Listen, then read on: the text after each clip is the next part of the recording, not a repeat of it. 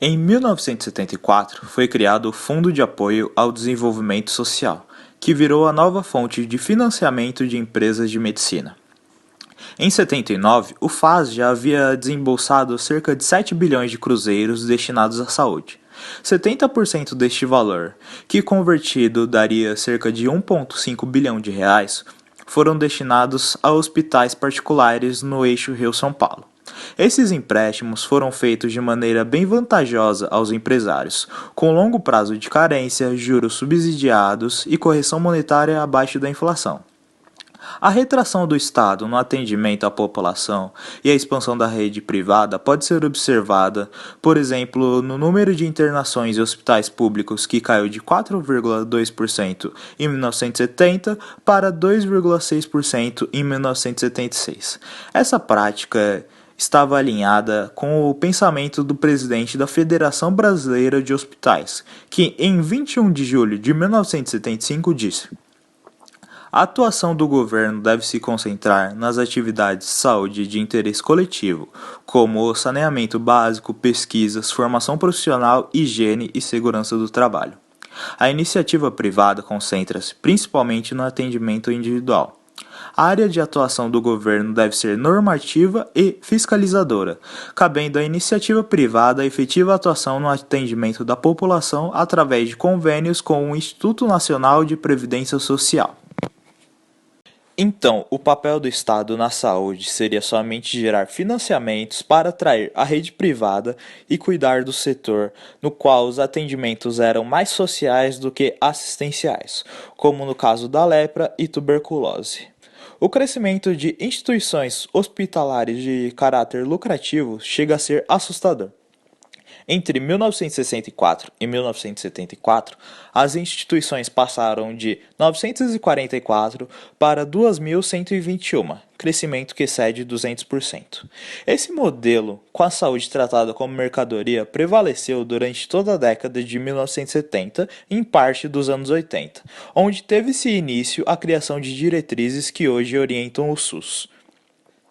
De acordo com dados, no auge do chamado milagre econômico, somente cerca de 1% do orçamento da União era destinado à saúde, e os gastos eram principalmente destinados a medidas curativas e pouquíssima verba era colocada em programas preventivos, como o controle de doenças transmissíveis, e isso não mudou muito até 1984.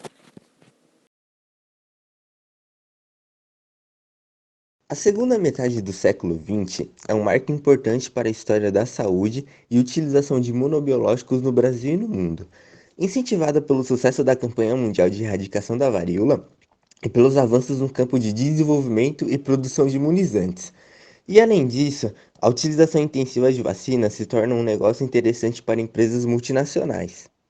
No Brasil, apesar dos esforços empreendidos por sanitaristas como Oswaldo Cruz na defesa da utilização da vacina como meio de promoção da saúde, seu emprego no país só se tornou alvo de uma política de abrangência nacional, a exemplo do que se verificava no cenário internacional, a partir da instituição, em 1966, da campanha de erradicação da varíola.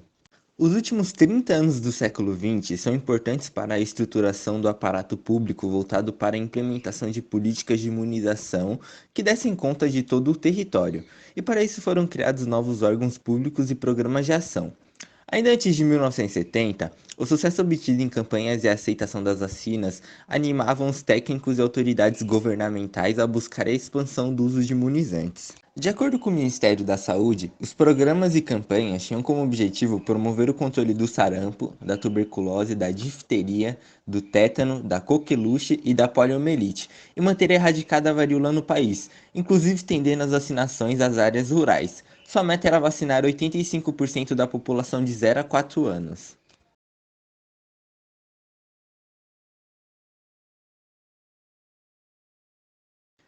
Em relação à produção, a comissão recomendava o estímulo ao desenvolvimento de vacinas nacionais, a modernização, ao aprimoramento nos laboratórios produtores e a implementação do controle de qualidade. Em 1983, identificou-se problemas com a vacina DPT, produzida pela empresa multinacional Sintex do Brasil, que optou por desativar sua área de produção de imunobiológicos no país. acarretando graves problemas ao suprimento de soros antiofídicos. O Ministério da Saúde buscou a importação, mas esbarrou em problemas, vindo, em 1985, a ter total ausência do produto no país. A falta desse e de outros imunológicos fez com que o Ministério da Saúde apresentasse como solução a criação de um programa de investimentos federais que possibilitasse dotar o país de um parque industrial capaz de torná-lo independente de qualquer importação de soros e vacinas até 1990. Nascia então o Programa de Autossuficiência Nacional em Imunobiológicos. Posto em prática a partir de 1985, o PASM contribuiu de modo efetivo para a melhoria da qualidade de produção nacional. Entretanto, apesar dos sucessos obtidos, o programa não atingiu a maioria das suas metas e finalidades. Seu principal objetivo, a autossuficiência em imunobiológicos, permanece ainda hoje como algo muito distante, pois o desenvolvimento e a produção das vacinas são atividades complexas, exigindo grandes investimentos e tempo, sendo assim de alto risco.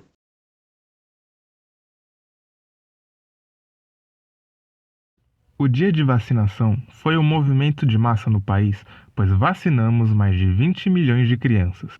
As demandas, as filas enormes, a população acorreu em massa. Foi uma festa da sociedade brasileira. Mozart Abreu Lima, ex-secretário-geral do Ministério da Saúde, em depoimento de 2002. Para isso se concretizar, foi necessária a grande mobilização de infraestrutura e de relações entre os ministérios, para a liberação de verba e importação das vacinas. Valdir Arcoverde nomeia Abreu Lima como seu secretário para fazer parte da equipe que vai enfrentar já em 1979 a epidemia de poliomielite, que ocorreu predominantemente no Paraná e em Santa Catarina, afetando crianças de 0 a 4 anos de idade, criando o ambiente perfeito para a vacinação em massa. Mesmo recebendo críticas de sanitaristas da época, iniciou-se um processo de negociação com os estados. Porém, mesmo vivendo um processo de abertura política, ainda estávamos sobre uma ditadura. E se fez valer a decisão presidencial em favor da vacinação, assim como a decisão da cúpula em liberar recursos financeiros para financiar despesas administrativas. Assim, nos dias 14 de junho e 16 de agosto de 1980, realizaram-se, respectivamente, a primeira e segunda etapa de vacinação contra a poliomielite, que atendeu crianças de 0 a 5 anos. Em um só dia, foram vacinadas mais de 20 milhões de crianças. Houve um esforço massivo para alcançar cada município e entregar as vacinas em quantidades corretas, o que foi uma dificuldade já que não se tinha dados atualizados da distribuição de pessoas pelo país. Para diminuir os riscos, foi criado um estoque nacional em Brasília, que funcionava como base no aeroporto da cidade, além de vários outros aeroportos distribuídos pelo país. Cada estado tinha à sua disposição um estoque e uma reserva de emergência para remanejamento. Diversos meios de transportes foram utilizados na mobilização das vacinas pelo país, desde aviões grandes e pequenos, caminhões, lanchas e até mulas. Para Abreu Lima foi um momento muito bonito na saúde pública. Ver todas aquelas famílias recorrendo aos postos de vacinação. Ali não estava em jogo o sucesso deles como gestores, mas sim o sucesso da erradicação de uma doença. Apesar do relativo sucesso, diversas críticas surgiram ao movimento campanhista. Principalmente o fato da saúde pública ser bem gerenciada apenas em momentos pontuais, e não permanentemente, além da excessiva focalização dos programas de campanha, gerando prejuízo em outras atividades da saúde, em alguns casos gerando grandes cortes orçamentários.